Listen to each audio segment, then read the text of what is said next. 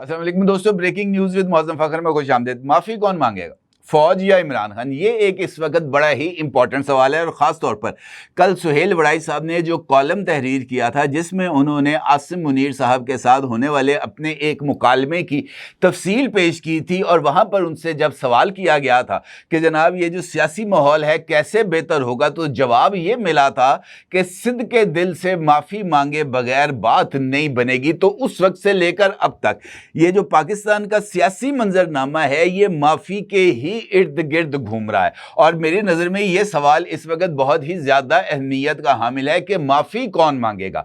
क्योंकि अगर माफ़ी सिर्फ 9 मई के हवाले से मांगनी है तो फिर मेरा यह ख्याल है कि ये मेरे और आपके यानी पाकिस्तान के अवाम के साथ एक बहुत बड़ा मजाक होगा।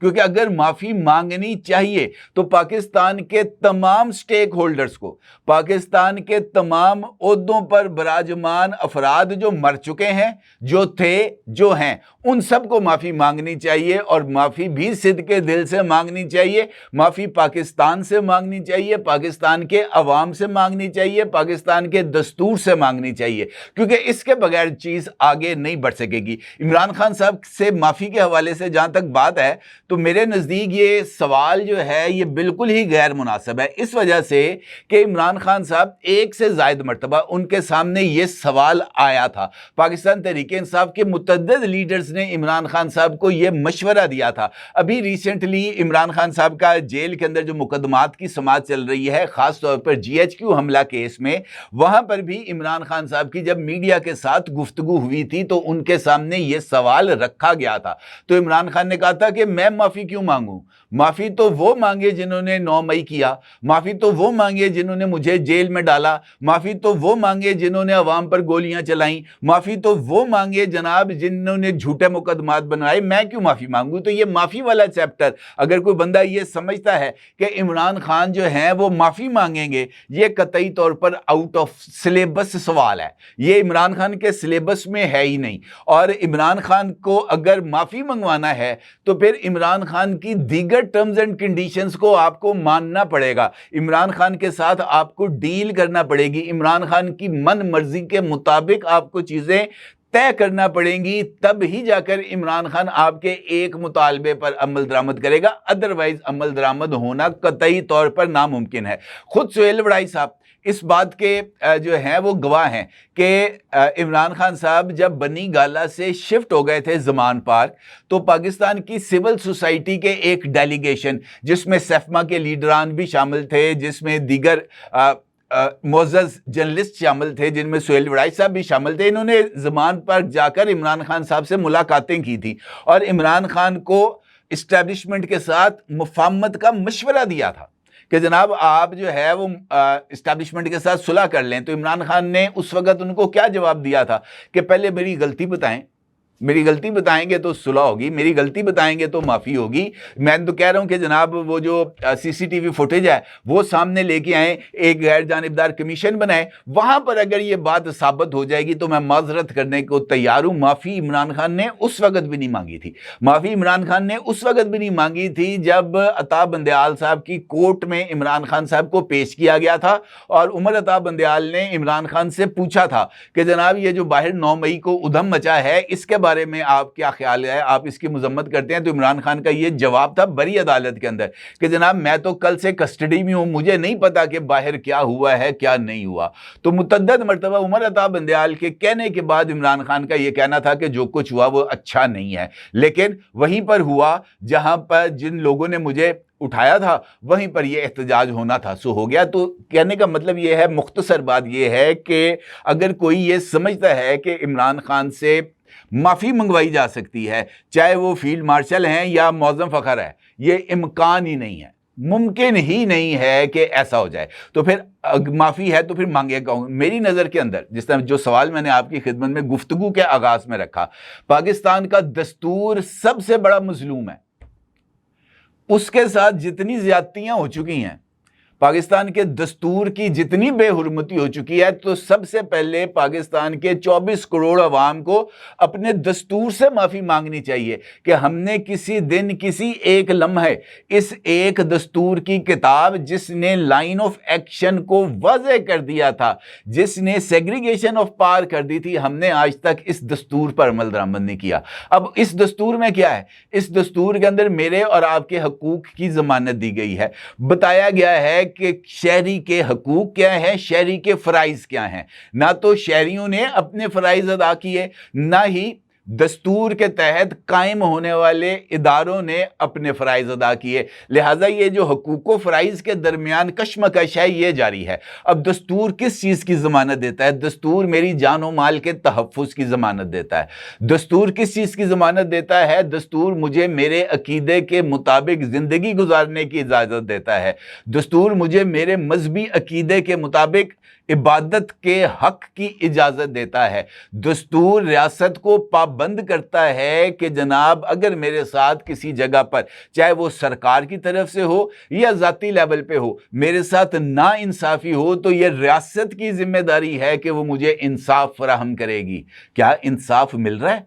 क्या पाकिस्तान की किसी भी अदालत के अंदर किसी को इंसाफ मिल रहा है? ये सवाल मैं और आप ज़्यादा अच्छे अंदाज से जानते हैं। रियासत की जिम्मेदारी है कि वो मेरे और आपके बच्चों के दरमियान तफरीक ना करे, यानी बिलावल भुट्टो जरदारी और समीर के दरमियान किसी तरह का कोई फ़र्क नहीं होना चाहिए।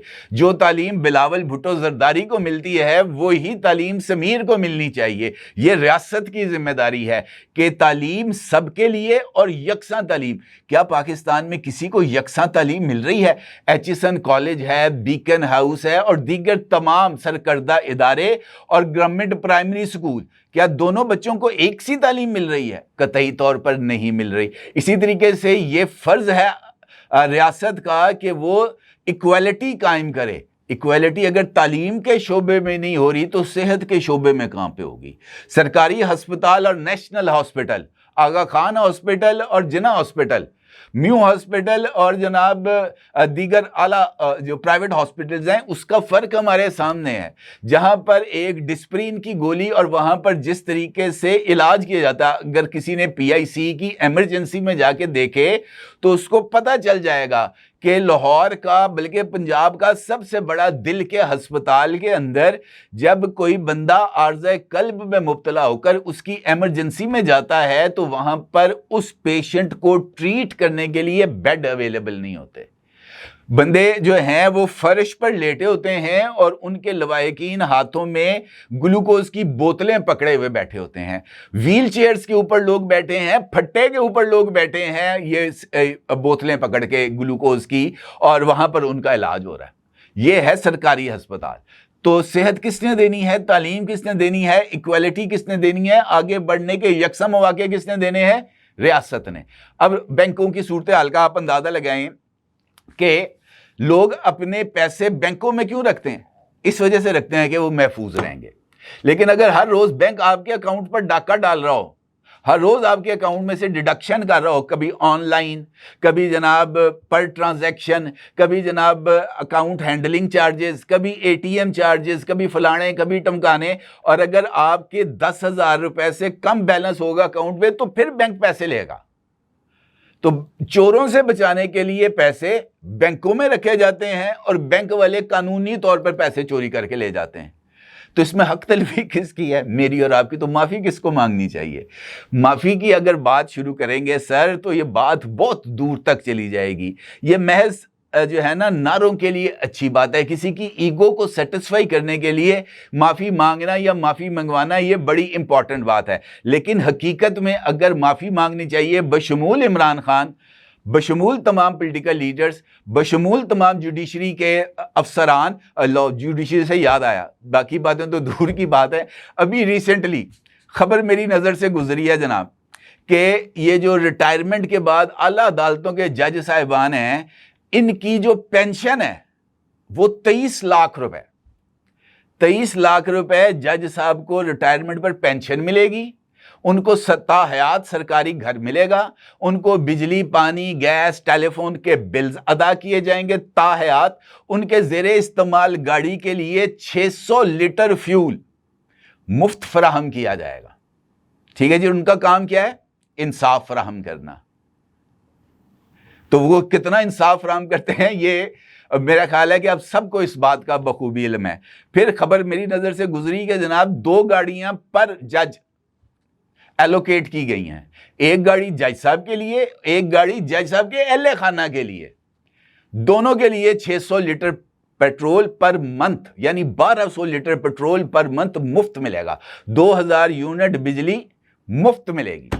तो सर अब आप अंदाज़ा लगा सकते हैं कि माफ़ी किसको मांगनी चाहिए, किस से मांगनी चाहिए और कैसे मांगनी चाहिए। मैंने आपको बताया ना कि ये बयानिए की हद तक बात बड़ी अच्छी लगती है कि जनाब माफ़ी मांग ले इमरान खान तो उसकी मुश्किलात हल हो जाएंगी। तो हमसे माफ़ी किसने मांगनी है? हमारे साथ जो जुल्म और ज़्यादती हो रही है उसका ज़िम्मेदार कौन है? महज ये कह देना कि जनाब इलेक्शन ठीक हो जाएंगे तो जो है मसाइल हल हो जाएंगे। अगर मसाइल को हल करना है हकीकी मानों में, मजाक से हटकर बात अगर मैं आपसे कहूँ तो पाकिस्तान को इस वक्त एक नए सोशल कॉन्ट्रैक्ट, एक नए निज़ाम की, एक नए दस्तूर की अशद ज़रूरत है। जब तक नया आइन नहीं बनेगा, जब तक नया सिविल स्ट्रक्चर नहीं बनेगा, जब तक नया मिलिट्री स्ट्रक्चर नहीं बनेगा, जब तक नया जुडिशल स्ट्रक्चर नहीं बनेगा, उस वक्त तक आगे नहीं बढ़ा जा सकता। बेहतर यह है कि इस मामले पर जल्द अज जल्द पहुंच जाया जाए ताकि ये तमाम के तमाम मखमसे ख़त्म हो। अदरवाइज ए घोड़ा था घोड़े का मैदान, हम इसके इर्द गिर्द कोल्लू की बैल की तरह चक्कर लगाई जा रहे हैं। हम इस दायरे में पहले 78 साल सफ़र कर चुके हैं, इसी दायरे में मज़ीद 78 साल सफ़र कर लेंगे। नतीजा क्या निकलेगा? 0/0 = 0। अब मेरा ज़रूर इज़हार कीजिएगा। आपका बहुत शुक्रिया। अल्लाह हाफ़िज़।